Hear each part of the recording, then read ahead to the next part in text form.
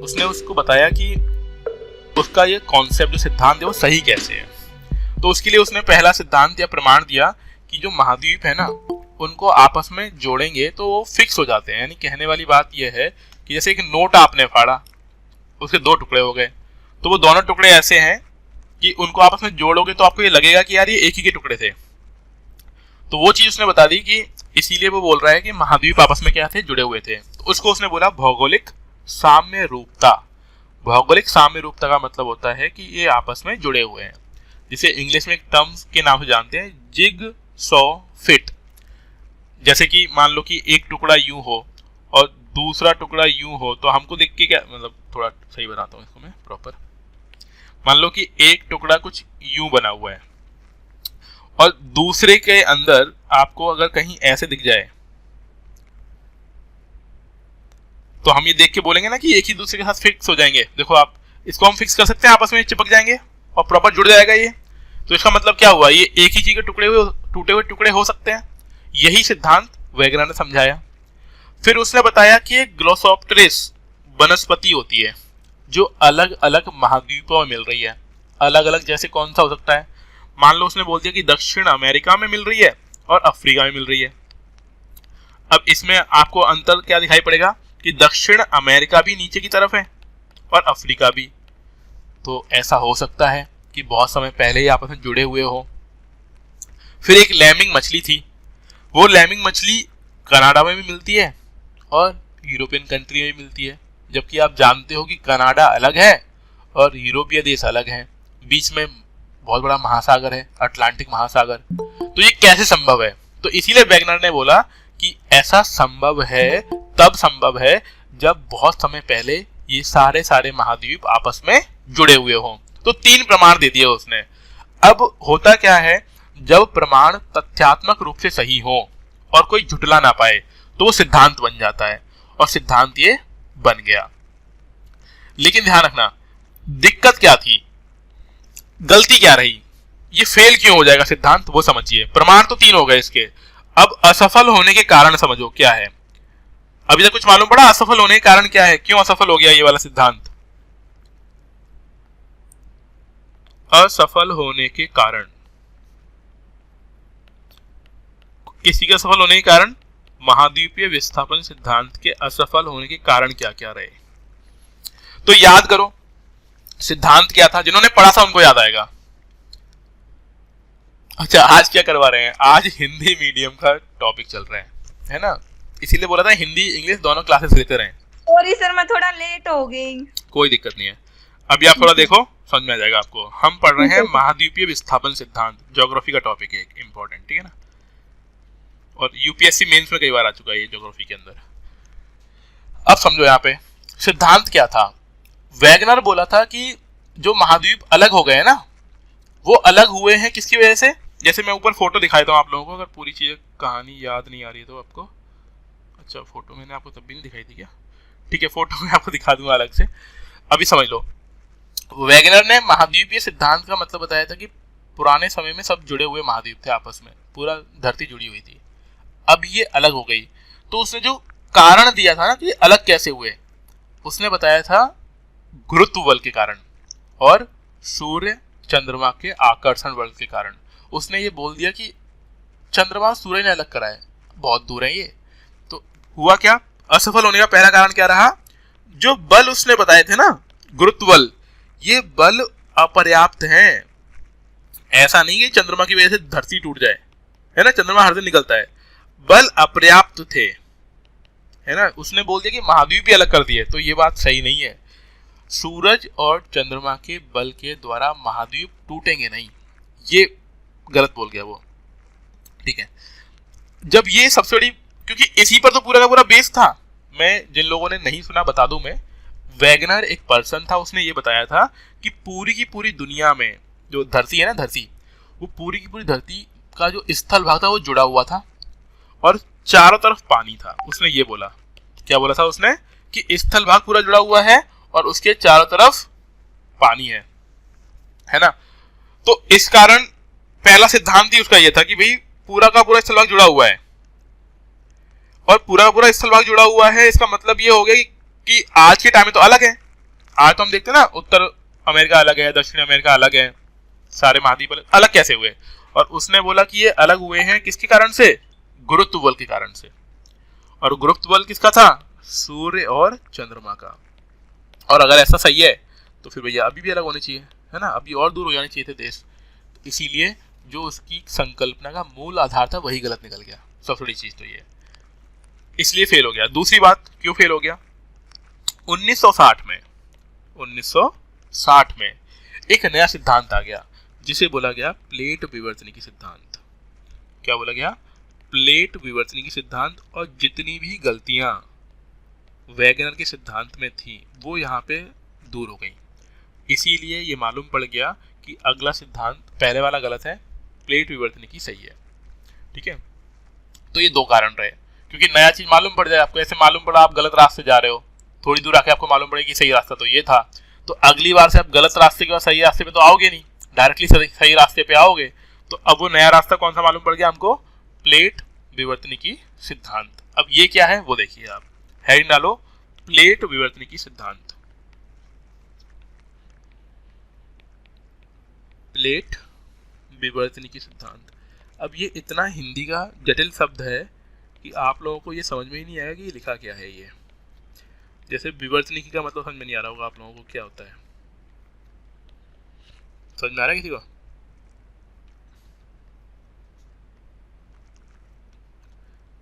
विवर्तनिकी का मतलब मालूम है किसी को?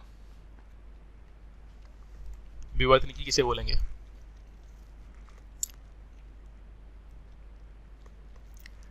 ठीक है, देखो इसे इंग्लिश में बोलते हैं plate tectonic theory. Plate tectonic theory.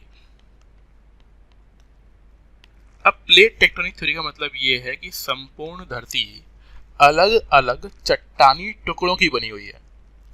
क्योंकि धरती के नीचे बेसिकली है क्या? चट्टान है कहीं ना कहीं, मिट्टी तो है ही है, लेकिन मिट्टी के नीचे बिल्कुल गहराई में जाओगे आपको तो पत्थर ही मिलेगा जाके, मतलब पानी भी मिलेगा लेकिन और गहराई में जाओ। क्योंकि आपको मालूम है धरती की त्रिज्या कितनी है? हाँ पहले तो ये बता दो कितने लोगों को मालूम है त्रिज्या कितनी है?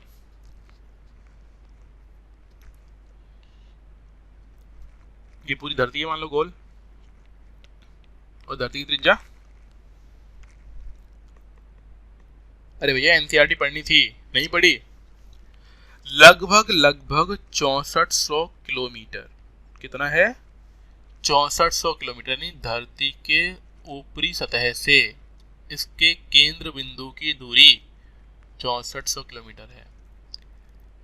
हम आज तक सबसे ज्यादा गहराई की बात करें तो कितने किलोमीटर गहराई तक जा चुके हैं? कोई आइडिया है? धरती के अंदर हमने कितनी गहराई तक जाकर चीजों का अध्ययन कर लिया है? कोई आइडिया किसी को? या फिर कितनी गहराई गड्ढा खोद चुके हैं अभी तक?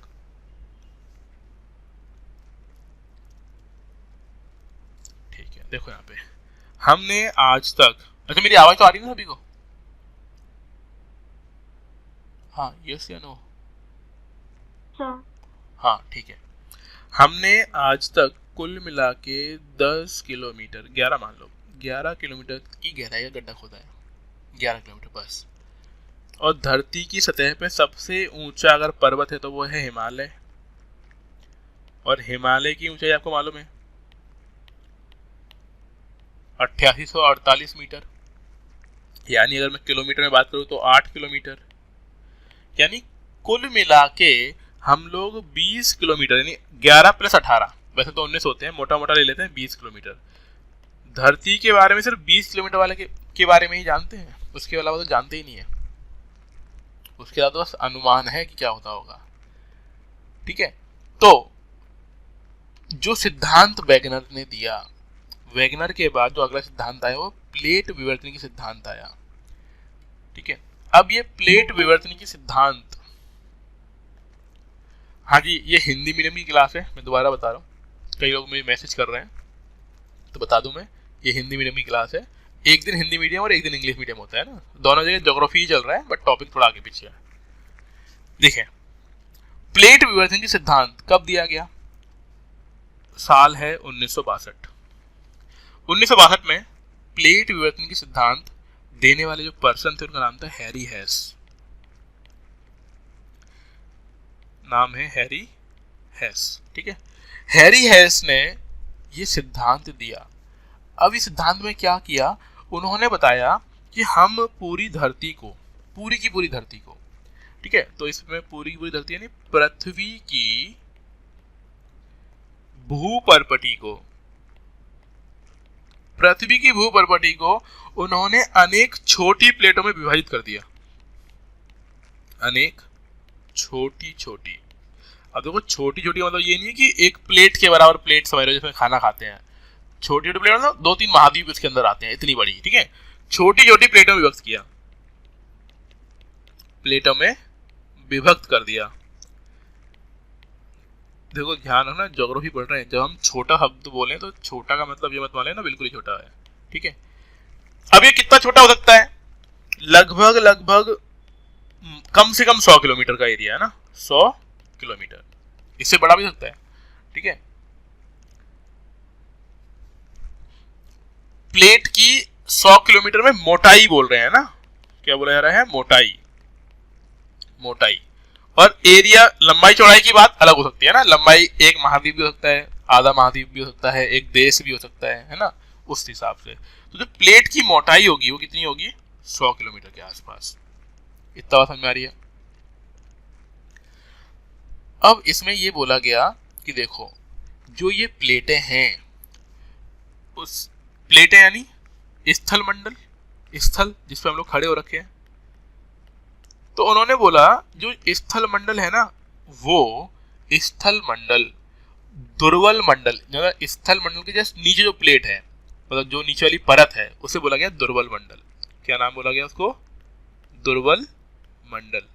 तो प्लेट टेक्टोनिक में बोला गया कि स्थल मंडल जो है ना वो दुर्बल मंडल के ऊपर तैर रहा है। यानी कहने वाली बात ये हो गई कि दुर्बल मंडल तो नीचे है और दुर्बल मंडल के ऊपर जो स्थल है उसे बोला गया स्थल मंडल। और दुर्बल मंडल थोड़ा थोड़ा द्रवित अवस्था में भी है। दुर्बल मंडल की अवस्था क्या होगी, द्रवित अवस्था होगी। और उन्होंने बोल दिया कि ये प्लेटें क्या है, तैर रही हैं, क्योंकि नीचे पानी भरा है, ऊपर स्थल मंडल है। तो अब ऐसी बहुत सारी प्लेटें हैं, ठीक है, छोटी बड़ी, बात समझ में आ रही है।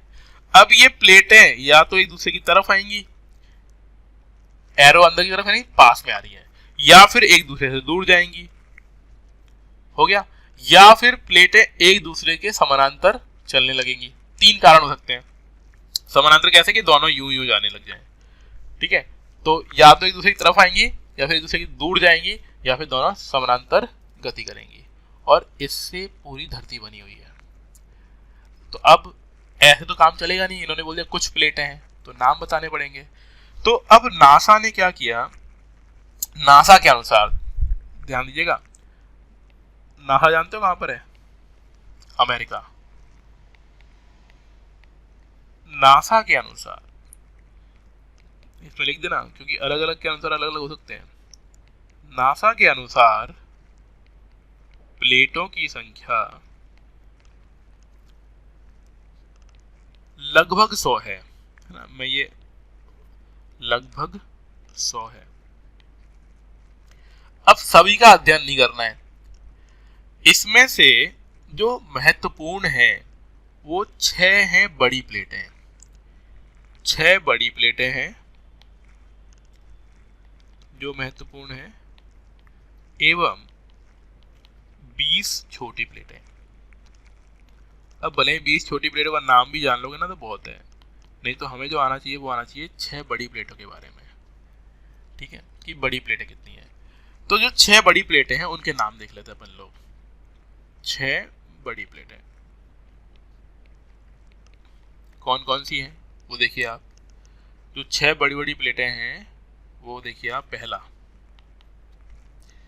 पहले का नाम है अमेरिकी प्लेट, अमेरिकी प्लेट। तो जिन लोगों का बैकग्राउंड ज्योग्राफी नहीं होगा ना उसको कहानी थोड़ी नई लगेगी, बट कोई नहीं, हम आपको लगातार पढ़ाते ही रहेंगे जब तक आप ढंग से सीख ना जाओ। तो बिल्कुल घबराने की बात नहीं है। और यूपीएससी में हिम्मत नहीं हारनी है, हिम्मत हार गए तो दुनिया हार गए, है ना, हिम्मत नहीं हारिएगा। दूसरा देखो, पहला है अमेरिकी प्लेट, दूसरा है अफ्रीकी प्लेट, अफ्रीकी प्लेट, ठीक है। तीसरा देखिए यूरेशियाई प्लेट, यूरेशियाई मतलब यूरोप और एशिया प्लेट, ठीक है ना। फिर चौथी है Indo Australian plate, Indo Australian plate मतलब इंडिया और ऑस्ट्रेलिया। बाकी नक्शा दिखा देंगे, उसमें आपको मालूम पड़ जाएगा। नेक्स्ट है प्रशांत प्लेट, प्रशांत यानी प्रशांत महासागर वाली प्लेट, प्रशांत प्लेट। छठवें नंबर की है अंटार्कटिका प्लेट, अंटार्कटिका प्लेट। ये इनको बार बार पढ़िएगा, ये 6 हैं बड़ी प्लेटें। अब छोटी प्लेटें बहुत सारी हैं, है ना। हालांकि उनको याद मतलब पूरी प्लेटें याद ना भी कर पाओ तो कुछ नाम जरूर ध्यान रखना, है ना। और बड़ी प्लेटों के बारे में तो थोड़ा आपको आना भी चाहिए और आप मैप में मार्क भी कर पाओ, यानी जब वो नक्शा आएगा तो उसके अंदर थोड़ा आइडेंटिफाई भी कर पाओ, इतनी नॉलेज आपके पास होनी चाहिए। अब देखो यहाँ पे ये तो हो गई बड़ी प्लेटें। छोटी छोटी प्लेटों के बारे में देखिए, तो छोटी प्लेटें, साथ में नोट्स बना रहे हो कि नहीं बना रहे हो? Yes sir. जी सर। गुड। देखो छोटी प्लेटें कौन कौन सी है, नाम थोड़े अलग अलग मिल सकते हैं आपको, इंग्लिश में देखोगे तो अलग नाम मिल सकता है, बट जो हिंदी में लिखते हैं वो मैं आपको लिखवा रहा हूँ। एक प्लेट है नास्का प्लेट, इंग्लिश में पढ़ोगे नजका प्लेट लिखा होगा, NAZ, है ना, तो उसे नास्का प्लेट बोलते हैं। दूसरी है कोकोस प्लेट, ये नाम आज पहली बार पढ़ोगे आप लाइफ में, कोई अगर ज्योग्राफी से होगा ना तो वही जानता होगा, नहीं तो बाकी को नहीं मालूम होगा। Cocos plate. फिर अगला है जुआन डी फुका प्लेट, ये बड़ा अच्छा नाम है, जुआन डी फुका। देखो कई लोग फुका बोलते हैं, कई लोग फूका बोलते हैं, तो जो अच्छा लग जाए तो फूका करना जाओ फूका कर लो, फुका करना जाओ फुका कर लो। जुआन डी फुका प्लेट, ठीक है। Fourth Somali plate, Somali plate. अगला है बर्मी प्लेट, बर्मी प्लेट। अब इसके अलावा और बहुत सारी प्लेटें होंगी, मैं इसके आगे आदि लगा देता हूँ, आपको बस इनके बारे में तो जरूर समझ लेना है, या फिर आप NCERT पढ़ोगे तो NCERT में आपको मिल जाएंगी, लेकिन इनके नाम ध्यान रखना, ये कहाँ पर है ये भी आपको मैप में मैं बता दूंगा, बट आपको थोड़ा ध्यान रखना है। अब जो ये प्लेटें होती हैं, है ना, इन्हीं प्लेटों के द्वारा इनके चलने पर, इनके मूवमेंट पर विभिन्न प्रकार की क्रियाएं होती हैं। तो एक चीज लिख लो, ये हो गई छोटी प्लेटें, बस अब आगे लिखो नेक्स्ट, कि इन प्लेटों के किनारे ही भूगर्भिक क्रियाओं की दृष्टि से महत्वपूर्ण होते हैं। तो मैंने ये बोल दिया स्टेटमेंट, अब इसको शॉर्ट में लिखेंगे कि प्लेटों के किनारे, प्लेटों के किनारे महत्वपूर्ण होते हैं। मैं इस पूरी लाइन बोल दिया करूंगा, फिर आपको लिखना शॉर्ट में है। अब ये महत्वपूर्ण क्यों होते हैं? क्योंकि इन्हीं किनारों के द्वारा, इन्हीं किनारों के टकराने से, इन्हीं किनारों के दूर जाने से कुछ गतिविधियां होती हैं। क्या क्या गतिविधियां होती हैं? इन्हीं की वजह से भूकंप आते हैं, यानी कुछ घटनाएं होंगी। घटनाएं क्या हो सकती हैं? घटनाएं हो सकती हैं भूकंप का आना, ज्वालामुखी क्रिया, ज्वालामुखी फूट सकता है, या फिर विवर्तनिकी अभिक्रिया। विवर्तनिकी अभिक्रिया का मतलब होता है कि प्लेटों के दूर और पास जाने से कोई नई चट्टान बन जाए, कोई गड्ढा बन जाए, उन्हें बोलते हैं विवर्तनिकी घटनाएं। ये सब कुछ इन प्लेटों के द्वारा ही हो रहा है। अब इन प्लेटों के किनारों के मूवमेंट को या इन प्लेटों के किनारों को हम लोग 3 भागों में बांटते हैं। देखो ये नोट्स सिर्फ उसी को काम आएंगे जो समझ के लिखेगा, है ना, क्योंकि मैं इस तरीके से लिख रहा हूँ कि बोला हुआ भी समझ में आना चाहिए और फिर लिखा हुआ। तो आगे देखना, प्लेटों के किनारों को हम लोग 3 प्रकारों में विभक्त करते हैं। किनारों को 3 प्रकारों में बांटा गया है। कैसे कैसे बांटा गया है वो देखो। जैसे कि हमने जाना है कि प्लेटों के जो किनारे होते हैं वो या तो एक दूसरे की तरफ आ रहे होंगे या उनसे दूर जा रहे होंगे। तो वही यहाँ पे समझना है हमें कि उन किनारों की वजह से क्या क्या हो रहा होगा। तो पहला हम बोलते हैं रचनात्मक किनारे। पहला जो हमने डिवाइड किया है वो क्या है? रचनात्मक किनारे। रचनात्मक किनारे का मतलब क्या होता है कि कुछ नया बनेगा, है ना, कुछ नया लड्डू बनेगा, उसे रचनात्मक बोलते हैं। इसको इंग्लिश में भी लिख लो, कंस्ट्रक्टिव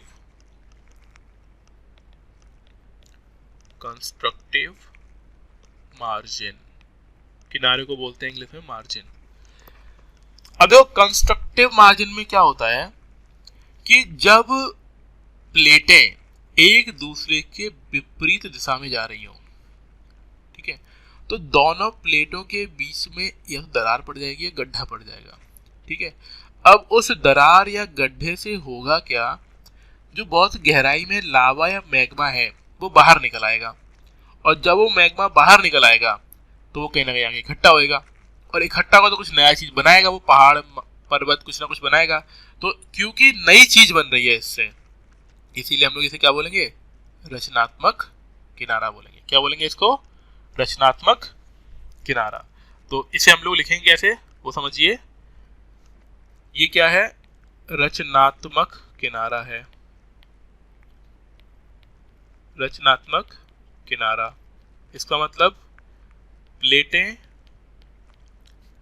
एक दूसरे से दूर जाएंगी। इसका डायग्राम भी समझा दूंगा मैं अभी आपको।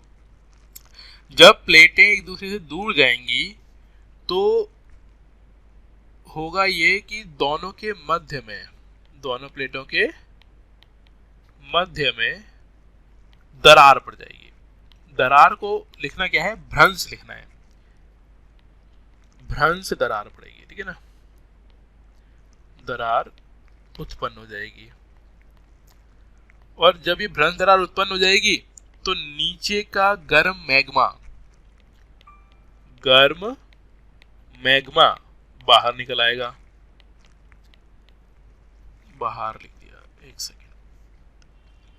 गर्म मैग्मा बाहर निकल आएगा, और बाहर निकल के आएगा तो कहीं ना कहीं ठंडा पड़ेगा इकट्ठा होके।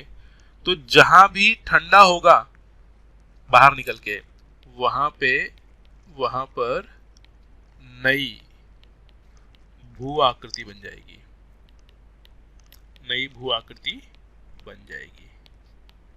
और क्योंकि नई भू आकृति बन गई है, इसीलिए हम इसे क्या बोलते हैं? रचना कर दी, रचनात्मक किनारा बोलेंगे इसको। और प्लेटों का जो बोल सकते हैं मूवमेंट, इन जो प्लेटों की जो गति है या प्लेटों की दिशा जो है, दिशा कैसी होगी? एक दूसरे से दूर होगी तो इसे बोलते हैं अपसारी। और क्योंकि अपसारी है, एक दूसरे के दूर जा रहे हैं, इसीलिए इन्हें बोलते हैं अपसारी प्लेटें।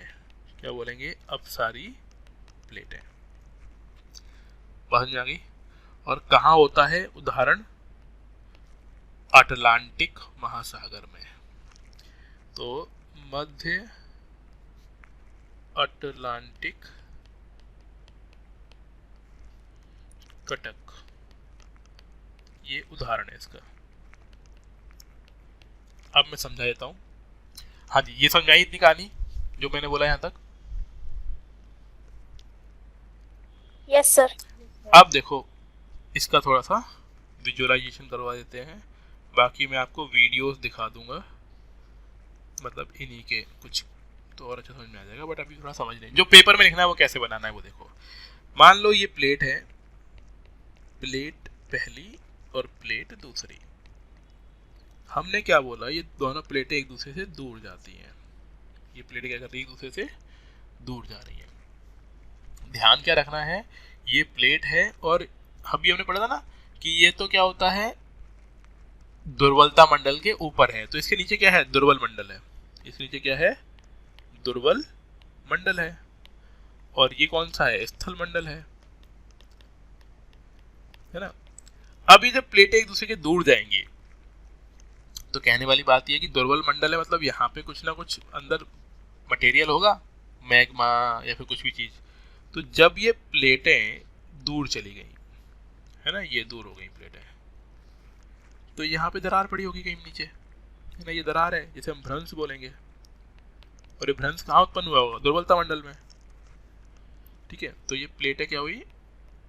दूर चली गई। प्लेट 1, प्लेट 2 अभी दूर चली गई, तो अंदर से क्या उत्पन्न हुआ? भ्रंश उत्पन्न हुआ। अब भ्रंश के द्वारा क्या निकलेगा बाहर की तरफ? मैग्मा आएगा इससे, है ना? लाल लाल निकालते हैं अभी मैग्मा, देखो। अब ये जो मैग्मा होगा वो बाहर आके सतह पे इकट्ठा हो जाएगा, यहाँ पे कहीं उस तरीके से, है ना? अब जब ये बाहर आके कहीं पे इकट्ठा होगा तो यहाँ पे बनेगी नई आकृति। क्या बन जाएगी यहाँ पे? नई स्थलाकृति। और यह जरूरी भी नहीं कि हर बार यूं बीच से निकलेगा, किनारे से आ सकता है। ठीक है, और जब किनारे से यूं आएगा तो यहाँ पे क्या बनाएगा? पर्वत बना देगा। क्या बना देगा? पर्वत। और बाकी ये गड्ढे में भ्रंश तो बना ही दिया है इसने पहले से ही, तो ये कुछ आकृतियां बनती है। और क्योंकि इसमें नई आकृतियां बन रही है ना, कुछ टूट नहीं रहा है, नया ही बन रहा है कुछ, इसीलिए इसे क्या बोलते हैं? रचनात्मक। क्या बोल देंगे इसको? रचनात्मक। तो आप समझा पाओगे कि रचनात्मक क्यों है ये? हाँ जी। हाँ सर। अब दूसरा देखो, विनाशात्मक। दूसरा क्या है? विनाशात्मक। हेडिंग डालिए, विनाशात्मक किनारा।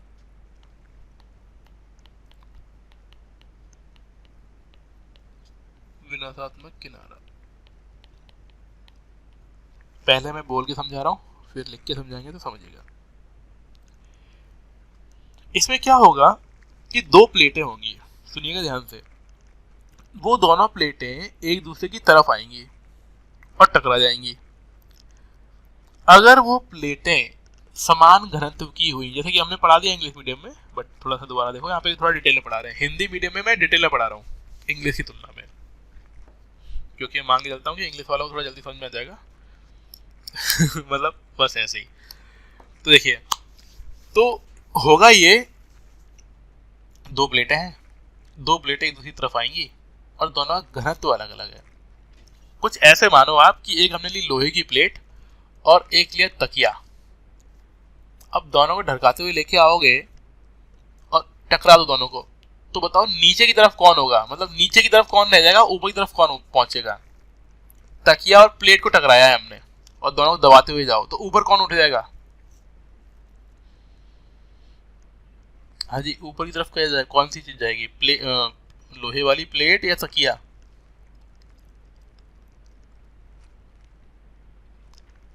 जवाब नहीं आ रहा आपकी तरफ से।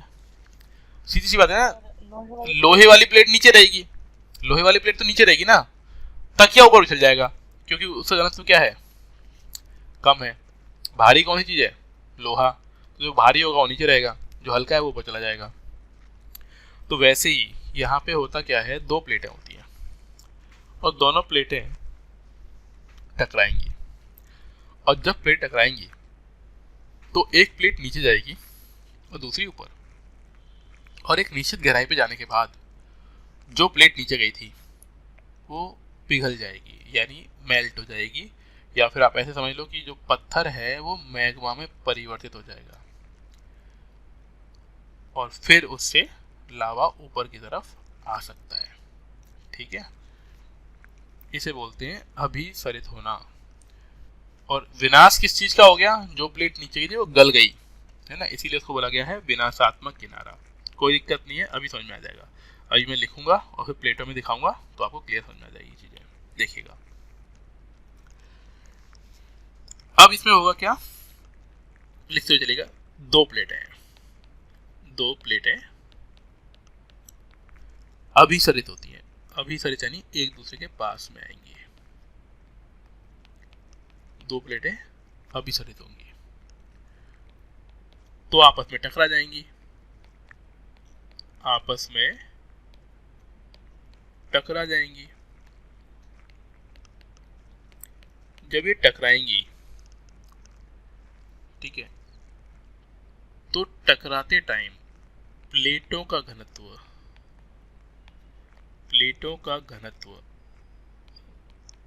अलग अलग होने के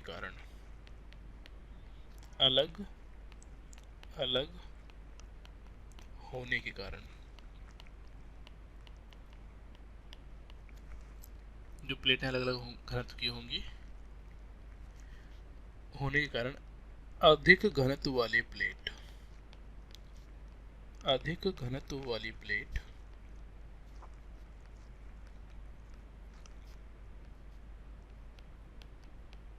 जिसका घनत्व अधिक होगा वो प्लेट नीचे की तरफ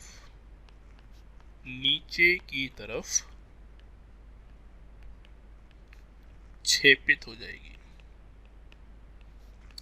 होगी, और जब वो नीचे की तरफ मतलब डूब जाएगी, छेपित हो जाएगी, एक निश्चित गहराई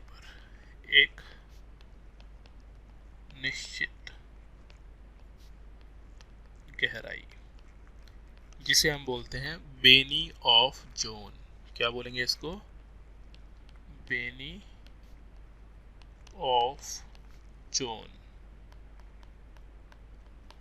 ठीक है, बेनी ऑफ जोन। एक निश्चित गहराई पर जाने के बाद प्लेट द्रवित हो जाएगी। द्रवित का मतलब पानी नहीं बनना है, द्रवित यानी पिघल जाना,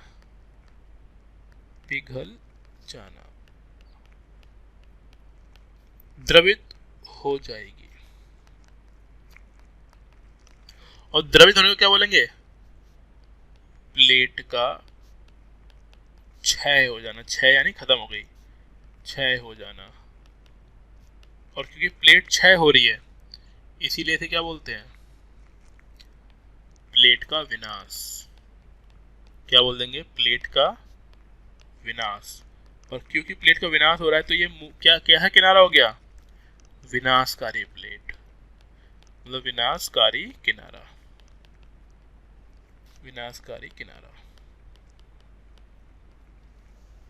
ठीक है, क्या बोलेंगे इसको, विनाशकारी किनारा। इतना क्लियर? हाँ जी, यहां से कोई दिक्कत? ठीक है, अब देखो यहाँ पे जरा इसका डायग्रामेटिक डिस्क्रिप्शन कि इस तरीके से दो प्लेटें थी, प्लेट पहली और प्लेट दूसरी।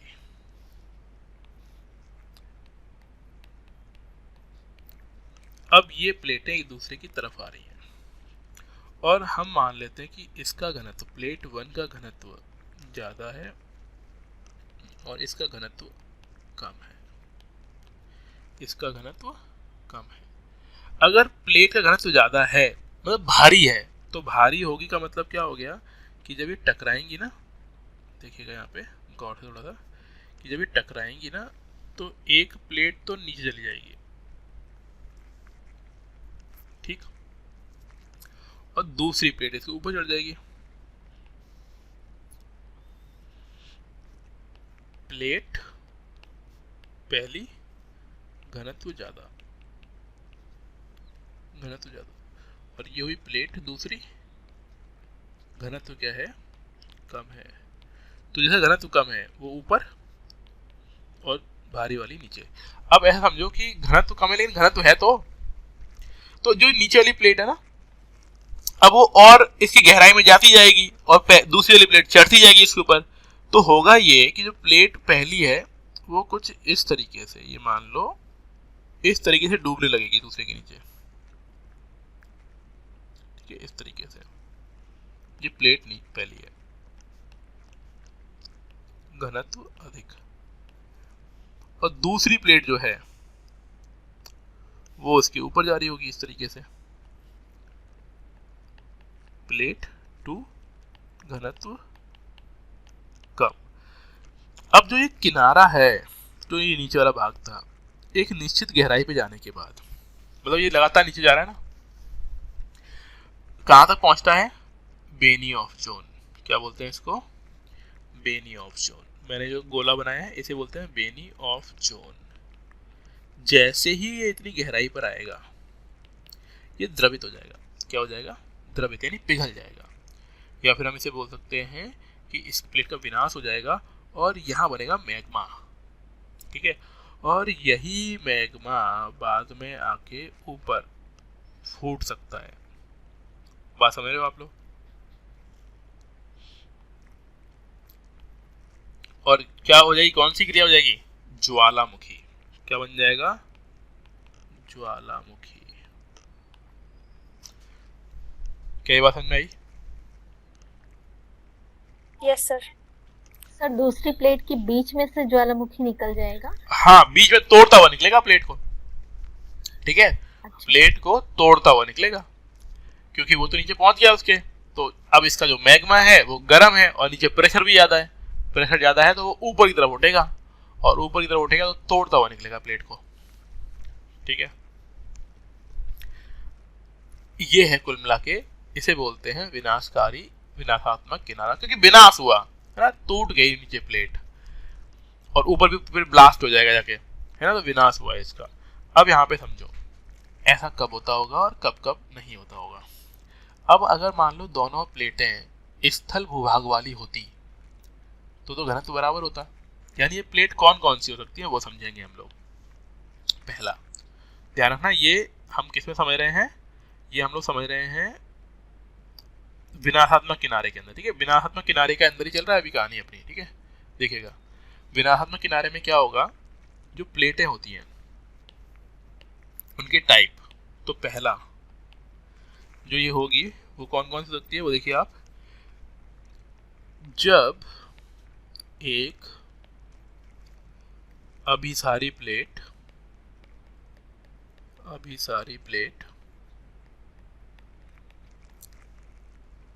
महाद्वीपीय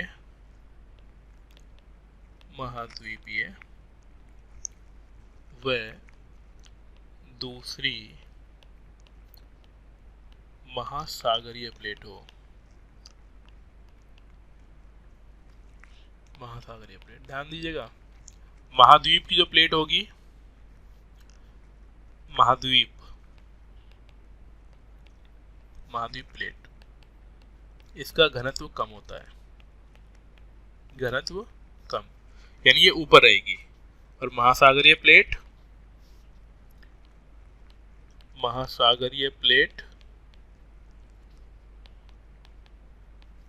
घनत्व ज्यादा,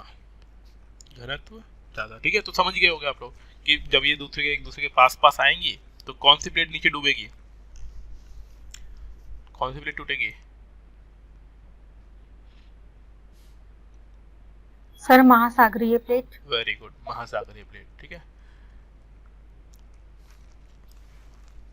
जब महासागरीय प्लेट टूटेगी तो महाद्वीप पर ज्वालामुखी अभिक्रिया होगी। कहाँ पे होगी, महाद्वीप पर। और ऐसा उदाहरण के तौर पे कहाँ पे होता है, उदाहरण अमेरिका के एंडीज पर्वत, तो एंडीज पर्वत पे जब भी ऐसा अभिक्रिया होती है तो ये ज्वालामुखी फूटता है एंडीज पे।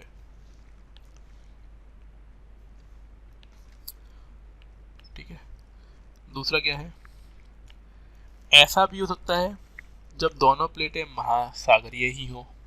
ठीक है, तो दूसरा हो सकता है क्या, जब दोनों प्लेटें महासागरीय हो, महासागरीय हो, दोनों ही प्लेटें क्या है, महासागरीय हैं। अब देखो जब दोनों प्लेटें महासागरीय हैं तो होगा क्या, दोनों का ही घनत्व ज्यादा है।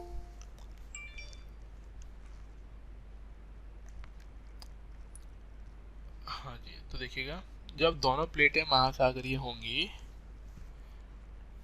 तो दोनों का घनत्व ज्यादा हुआ, प्लेट 1 P1 P2 दोनों ही क्या है, महासागरीय हैं।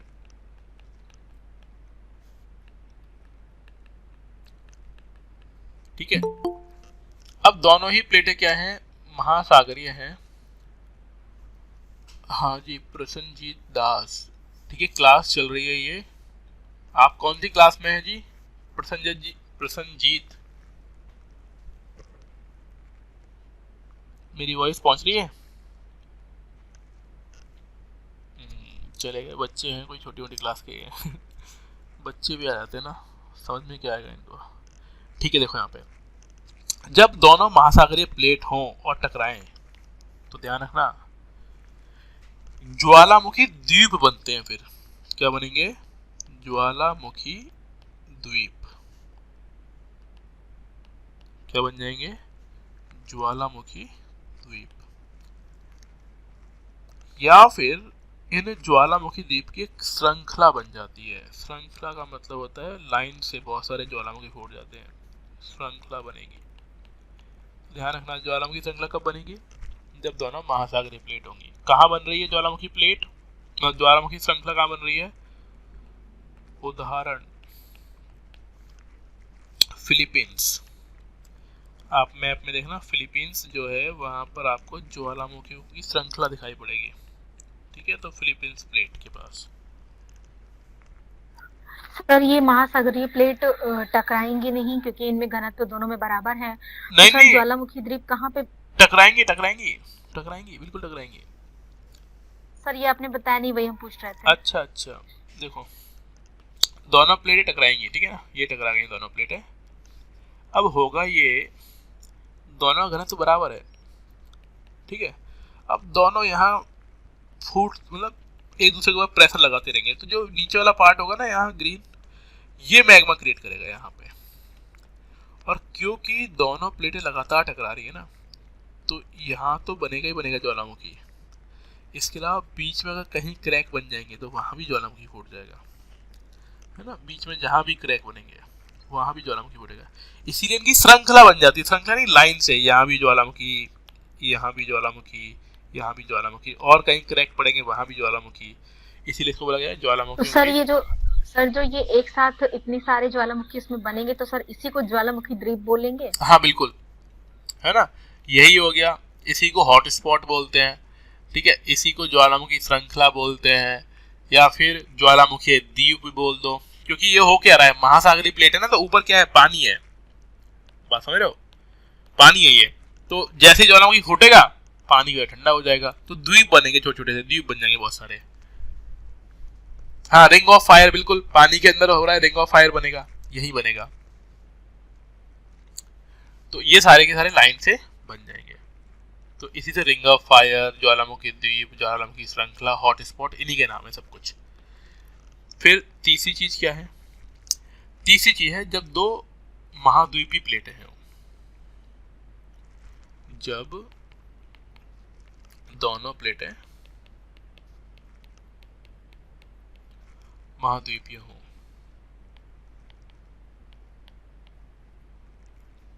महाद्वीपीय हो, अब दिक्कत क्या है, देखो जब दोनों प्लेटें महासागरीय थी तो बहुत सारे क्या बन गए, द्वीप बन गए। लेकिन जब दोनों प्लेटें महाद्वीपीय हो तो होता क्या है, घनत्व बहुत ज्यादा नहीं है, घनत्व क्या नहीं है, बहुत ज्यादा नहीं, लेकिन प्लेटें दोनों पास आ रही हैं और घनत्व क्या है, कम है दोनों का ही।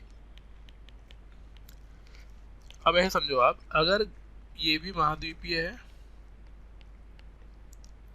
और ये भी महाद्वीपीय है, अगर घनत्व ज्यादा होता तो दोनों गहराई में टकराते हैं, लेकिन अभी क्या घनत्व कम है तो दोनों क्या हो रहे हैं, ऊपर ही टकरा रहे हैं, है ना, दोनों ऊपर टकरा गए। तो दोनों के ऊपर टकराने पर गहराई में तो जाएंगे नहीं ये लोग, तो पिघलेगा नहीं कुछ भी, यानी गर्मी तो ज्यादा मिली नहीं इनको, तो मेल्ट नहीं हुआ कुछ भी, लेकिन ऊपर जो है ना ये मुड़ जाएंगे, एक दूसरे के ऊपर दम लगाते दमाते मुड़ जाएंगे, ऊपर क्या होगा, फोल्ड पड़ जाएगा इन पर, फोल्ड पड़ जाएगा मतलब बलन, क्या बोलते हैं इसको, बलन, मुड़ जाएंगे, और मुड़ने से ऊपर की सतह पे क्या बनेंगे, पहाड़ बनेंगे, यानी पर्वत बनेंगे, है ना। और ऐसा ही पर्वत का उदाहरण है हिमालय, क्या बनेगा यहाँ पे, हिमालय, ठीक है, बात में क्या बन जाएंगे यहाँ पे, हिमालय। तो समझ लीजिए सर ये एक बार फिर से बता दीजिए। हाँ देखो क्या होता है, अगर घनत्व तो ज्यादा होता तो दोनों प्लेटें भारी होती, भारी होने पे टकराती तो वो गहराई में टकरा रही होती, जैसे पानी है ना, समुद्र, महासागरीय प्लेटों का मतलब क्या होता है, समुद्र, तो महासागरीय प्लेटों में बहुत गहराई में जाने के बाद धरती आती है, जमीन आती है, तो वो टकराते हैं बहुत गहराई में, तो उनसे क्या हो रहा है, टकराने के बाद वो पिघल रहा है, मैग्मा बन रहा है, और मैग्मा बनने के बाद ज्वालामुखी क्रिया हो रही है। लेकिन जब ऊपर वाली, जब महाद्वीपीय प्लेट टकराएगी तो वो गहराई में तो है नहीं, मतलब जमीन टकरा गई, जमीन टकराएगी तो वो गहराई में तो है नहीं वहां पर, तो वो क्या है ना, उतनी गहराई में पहुंच ही नहीं पाती जहां पे प्लेट पिघल जाए, यानी प्लेट पिघलेगी नहीं। और जब प्लेट पिघली नहीं, लेकिन दोनों ताकत लगा रहे हैं, दो बराबर चीजें हैं और एक दूसरे के ऊपर ताकत लगा रहे हैं, जब ताकत लगा रहे हैं तो क्या होगा कि मुड़ जाएगी प्लेट, और जब प्लेट मुड़ेगी तो उसे फोल्ड बनेंगे, फोल्ड को बोलते हैं बलन, क्या बनेंगे, फोल्ड बनेंगे, और फोल्ड को क्या बोलते हैं, बलन, और बलन से क्या होगा, पर्वत बनेंगे, और पर्वतों में पर्वत कौन सा पर्वत उदाहरण है इसका, हिमालय पर्वत, ठीक है। तो हिमालय पर्वत भी दो प्लेटों के टकराने की वजह से बना है। कौन कौन सी प्लेटें हैं वो लिख लो, हाँ भी समझ में आया, जी सर। ठीक है, यूरेशियन प्लेट, सर ये भी पूछना था कि जैसे ये दोनों महाद्वीपीय प्लेट हैं, हाँ, और ये टकराएंगी तो इनमें तो ज्वालामुखी निकलेगा नहीं, यही प्लेटें जो हैं हाँ, ऊपर की तरफ मुड़कर पर्वत बनाएंगी। बिल्कुल बिल्कुल, ज्वालामुखी नहीं निकलेगा, भूकंप आएगा इससे, ठीक है, टकरा रही है ना, भूकंप तो आएगा ही। तो यूरेशियन प्लेट व इंडियन प्लेट के टकराने पर बनता है हिमालय, मतलब बना है हिमालय, बना है हिमालय। इसीलिए यहाँ पे ज्वालामुखी क्रिया नहीं होगी, कोई पूछे क्यों नहीं होगी, क्योंकि दोनों ही प्लेटें कैसी हैं, महाद्वीपीय हैं, परंतु भूकंप आ सकते हैं, भूकंप आएंगे, इसीलिए आप समय समय पे देखते हो कि हिमालय वाले एरिया में भूकंप आ जाते हैं, इसीलिए नेपाल में सबसे ज्यादा हिमालय वो भूकंप आते हैं। हम देखा होगा नेपाल में ही क्या है, हिमालय का सबसे ऊंचा पर्वत, वो जो माउंट एवरेस्ट है वो नेपाल में है, और नेपाल में आप देख रहे हो भूकंप आ जाते रोजाना।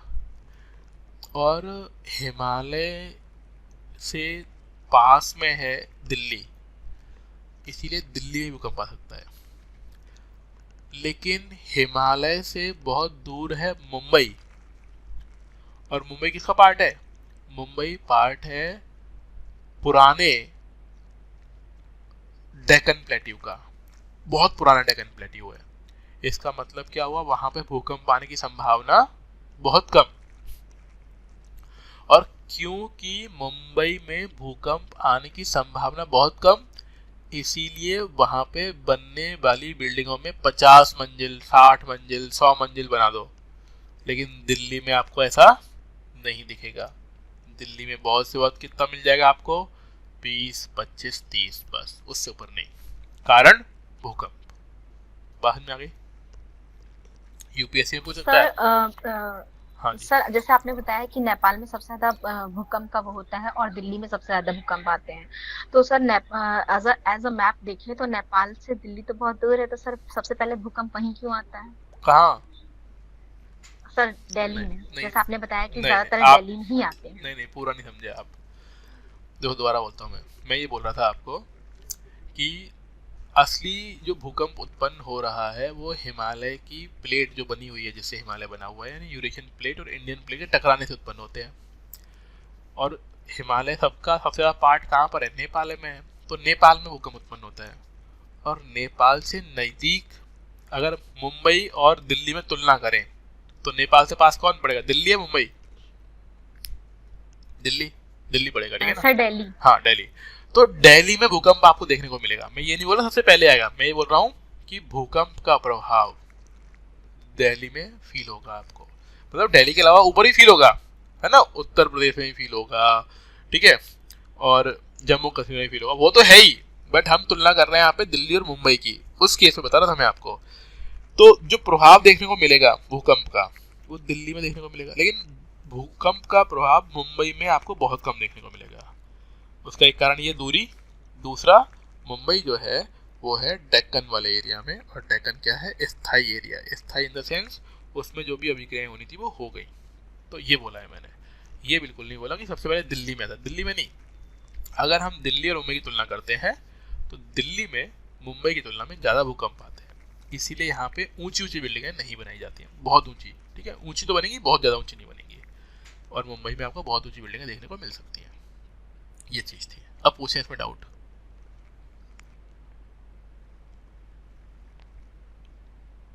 हाँ जी, पूछना है कुछ?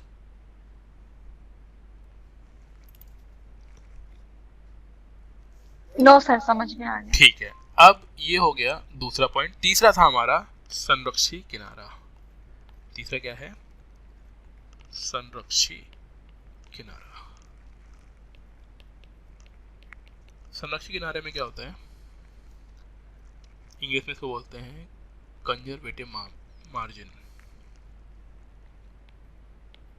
Conservative margin. इसमें क्या होगा, दो प्लेटें हैं वो एक दूसरे के समानांतर गति कर जाएंगी। समानांतर मतलब एक प्लेट यूं जा रही होगी, दूसरी प्लेट इस तरीके से, ठीक है, प्लेट पहली, प्लेट दूसरी, ठीक है।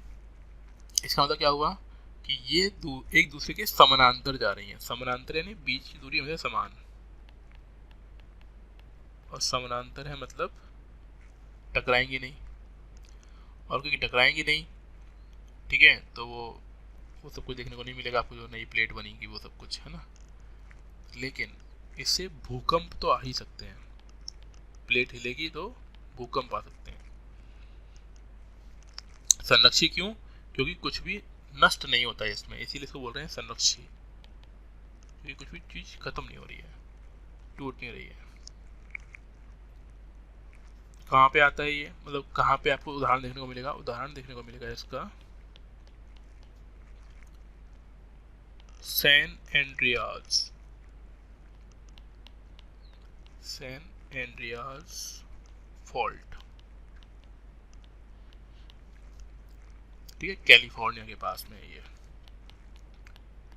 कैलिफोर्निया, ये वहाँ पे होती है।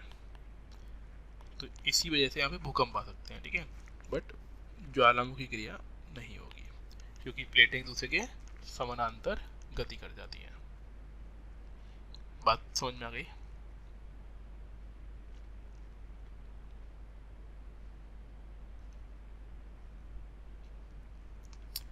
डन?